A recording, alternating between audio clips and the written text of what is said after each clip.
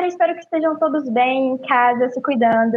Essa é a entrevista do Grupo 4 do curso de Publicidade da UF com o professor do IACS, Guilherme Bento de Faria Lima. A gente vai bater um papo sobre o seu artigo titulado Propaganda Política do Regime Militar, rastro de imagens maquiadas com otimismo. Então, sem mais delongas, de onde veio a ideia para escrevê-lo? Qual foi a sua motivação? Bom, em 2016, então, a minha orientadora, a professora Andréa França, me indicou que eu fosse fazer um processo dentro da FGV, né, uma oficina de audiovisual dentro da FGV, dentro do CPDOC, na qual seriam selecionados algumas das ideias, algumas das propostas de roteiro, para que fossem, então, realizadas enquanto curta-metragem. A minha proposta foi uma das selecionadas e, no final, eu fui premiado por esse trabalho, né, chamado Publicidade Maquiada na Ditadura. Então, ao longo de 2016, foi um período onde eu tive um contato com esse material audiovisual, e a participação nessa oficina, ela motivou, então, a escrita desse artigo. É interessante também pontuar que eu estava cursando o doutorado na PUC, e uma das disciplinas era uma disciplina ligada à memória. Muito do referencial teórico utilizado foi um referencial teórico que havia sido apresentado por esses professores na disciplina que eles estavam ministrando. Então, foi uma oportunidade também, um exercício de estabelecer um diálogo entre uma prática e uma teoria que estava sendo apresentada em uma das disciplinas do doutorado. Podemos observar em seu artigo que houve uma certa dificuldade de encontrar material para análise. Esse obstáculo fez com que você repensasse o projeto? Olha, durante o meu período de mestrado, a minha pesquisa já tinha sido sobre imagens de arquivo. Então, essa compreensão dessa dificuldade, né, de trabalho com acervo, de trabalho com arquivo, já era uma compreensão um tanto estabelecida, né? Chegar no Arquivo Nacional, né, e encontrar uma certa precariedade, uma certa dificuldade de acessar esse material, não foi algo que impediu a realização do trabalho, mas foi necessário encontrar caminhos para desenvolver a estrutura narrativa, sobretudo do documentário.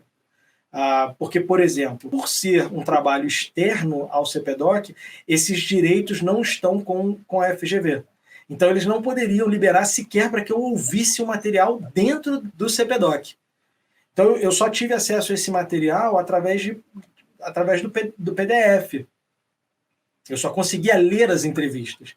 E aí foi um trabalho também assim, criativo, de encontrar uma maneira, uma solução para poder apresentar aquele conteúdo que, para mim, era um conteúdo tão rico. E ali, então, houve a estratégia de fazer uma fabulação, de convidar alguns amigos, né? Tem vozes minhas que estão ali um tanto distorcidas, enfim, vozes de outros amigos, como se estivessem falando por esses publicitários, e essas são as vozes utilizadas para desenvolver, inclusive, a estrutura narrativa, a narração do filme, do documentário proposto. Como funciona esse processo de compilação de autores e textos para dar uma forma ao seu projeto?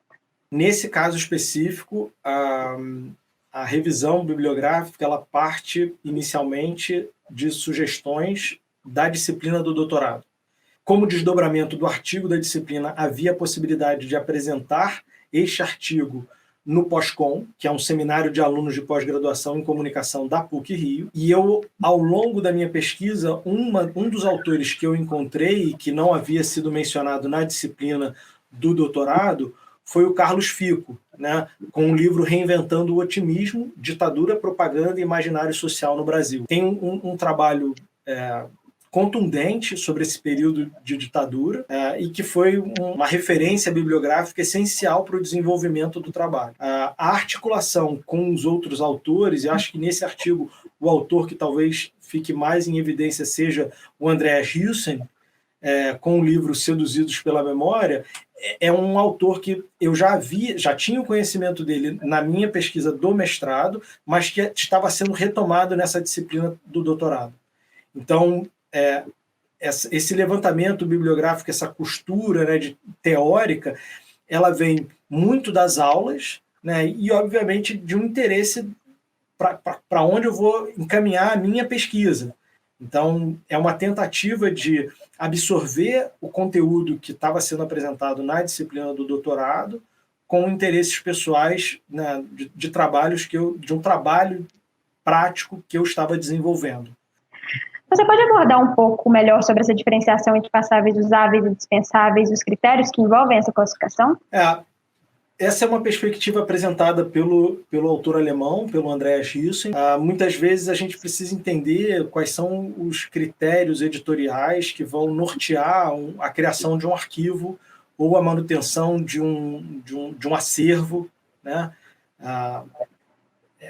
Talvez seja simples pensar, recentemente, no caso da Cinemateca do MAN, né? Um certo descaso com todo um material audiovisual, né, que tem uma representatividade, que tem uma relevância para a cultura brasileira e que muitas vezes não é dado o valor adequado para esse material. Então, essas decisões, muitas vezes elas precisam ser questionadas. Tem um outro autor que fala também sobre essa perspectiva, que é o Jorge Dilberman, e em um dos livros dele, né, o livro Cascas, quando ele vai fazer uma visita a um campo de concentração que foi transformado em museu, e ele vê lá os totens com imagens, com 3 fotografias do Söderkommando, que são fotografias que ele já tinha trabalhado num outro livro, e que ele vê a ausência de uma das fotografias. Ele começa a questionar por que aquela imagem foi descartada, por que aquela imagem não estava lá. Por que é que as imagens, por que é que os filmes publicitários do período da ditadura são armazenados em DVDs? Por que a qualidade desse material não é preservada em película? Por que não há um investimento na preservação da memória do país através das imagens?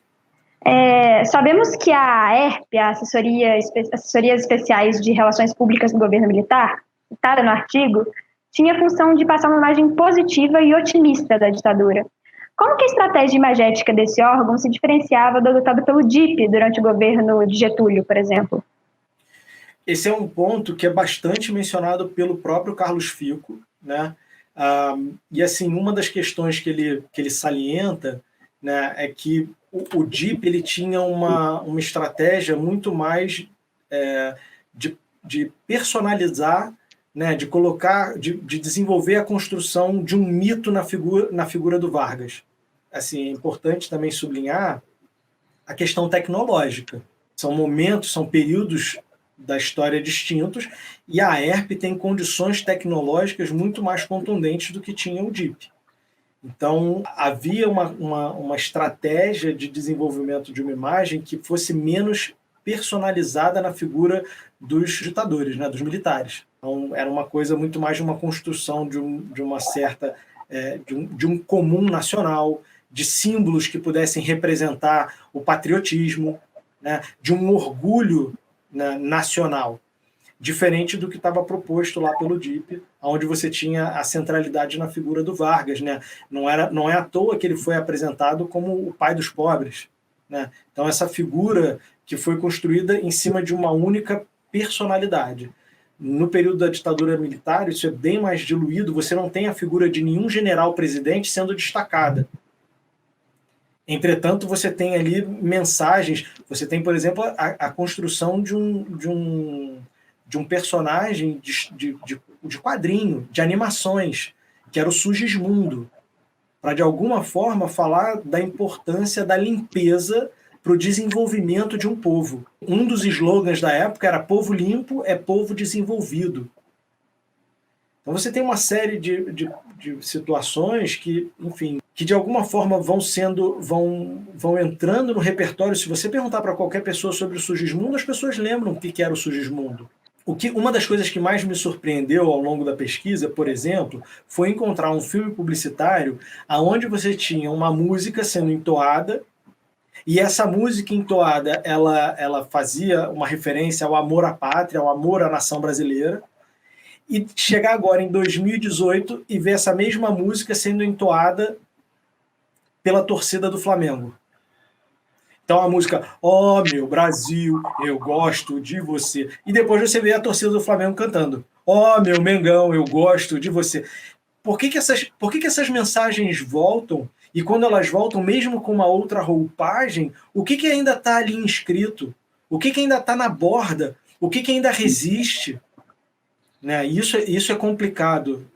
E acho que, assim, essa pesquisa acabou, a minha pesquisa de doutorado acabou indo para um outro lado, mas eu entendo a relevância desse trabalho e acho que é um trabalho que ele continua sendo necessário, presente, né, e possível de ser articulado e desenvolvido, inclusive com situações mais atuais. Para concluir, o que queríamos saber de verdade é sobre seu questionamento no final da obra.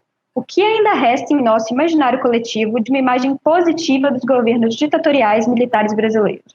E o que permanece como vestígio dessa construção otimista imposta pela força e pela violência? Uma percepção um tanto equivocada dos horrores que foram a ditadura. Das pessoas muitas vezes acreditarem que não foi tão ruim assim. A gente teve desenvolvimento no país. Olha, o país cresceu.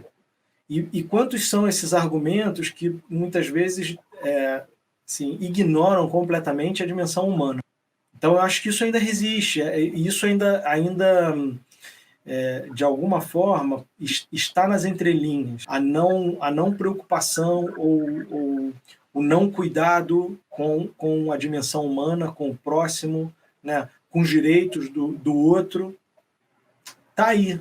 As coisas estão aí. A maneira como elas surgem, como elas são apresentadas, muitas vezes elas não são conectadas com toda essa bagagem, com todo esse passado que mancha a nossa história, que precisa ser revisitado, que precisa ser olhado, principalmente para que ele não se repita. Bom, professor, muito obrigada pela sua disponibilidade, por compartilhar um pouco da sua história com a gente, e obrigada para o pessoal que vai assistir essa entrevista.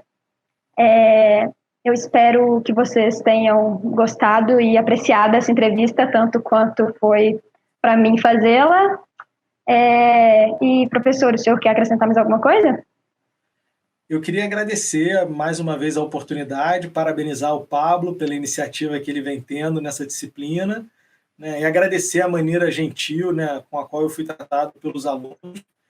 Parabéns pelo trabalho que vocês estão desenvolvendo, né, independente desse momento aí de ensino remoto, né, que vocês possam receber o meu carinho, né, e o meu respeito pelo trabalho que vocês estão desenvolvendo.